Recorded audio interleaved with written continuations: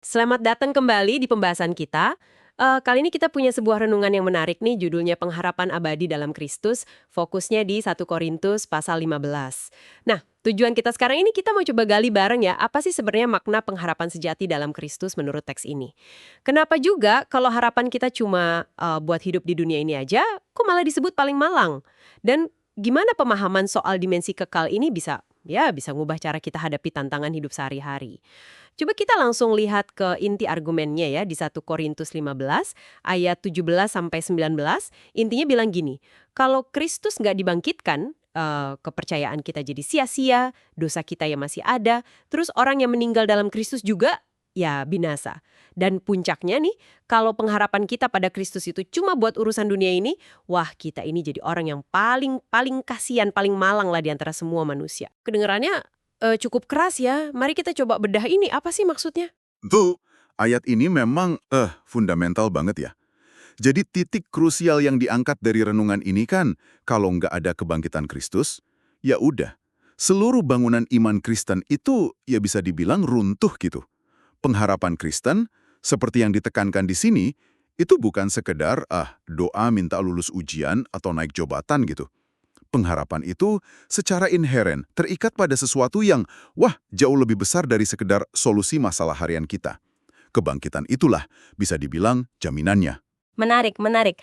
Renungan ini juga kan nyinggung kontras yang sering kita alami ya.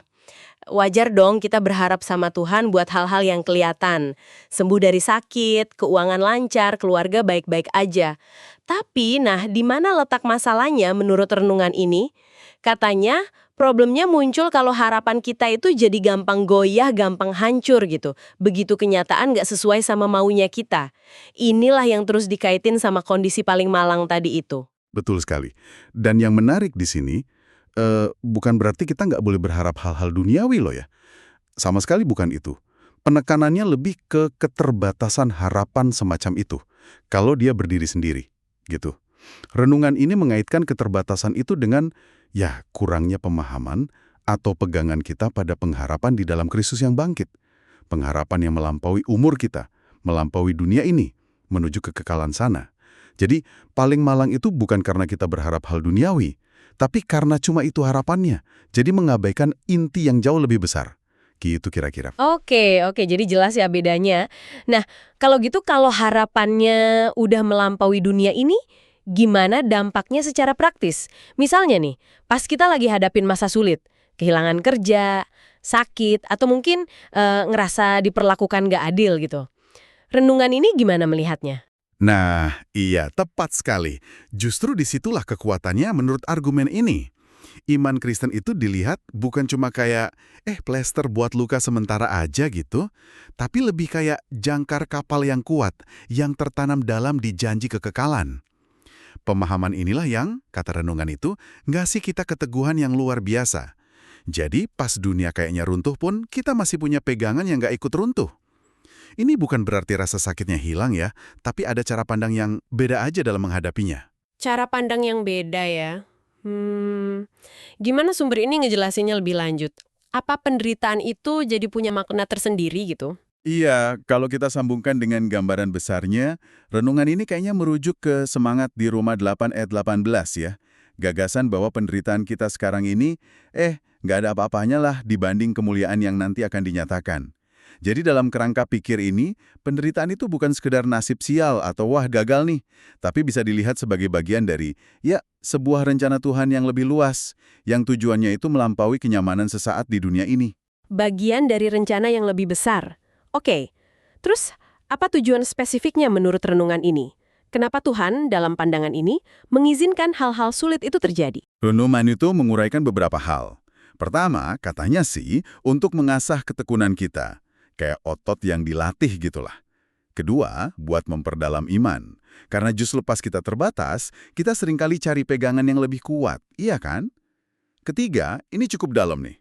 Untuk membentuk karakter kita supaya makin mirip Kristus. Sabar, rendah hati, penuh kasih. Dan yang gak kalah penting, pengalaman sulit ini dilihat sebagai cara Tuhan narik kita lebih dekat. Bikin kita makin bergantung dan berharap padanya. Bukan pada kekuatan kita sendiri atau situasi duniawi aja. Jadi proses yang membentuk ya, bukan sekedar beban aja gitu. Wah, menarik banget ini. Benar banget. Jadi kalau kita simpulkan pemikiran utama dari sumber yang Anda bagikan ini ya, pengharapan sejati dalam Kristus, sebagaimana dijelasin di sini, itu sesuatu yang kokoh, yang nggak bisa dicabut atau dihancurin sama badai kehidupan di dunia ini. Kenapa? Karena akarnya itu tertanam bukan di tanah dunia yang sementara ini, tapi di dalam janji kekekalan, janji yang dijamin sama kebangkitan Kristus itu sendiri.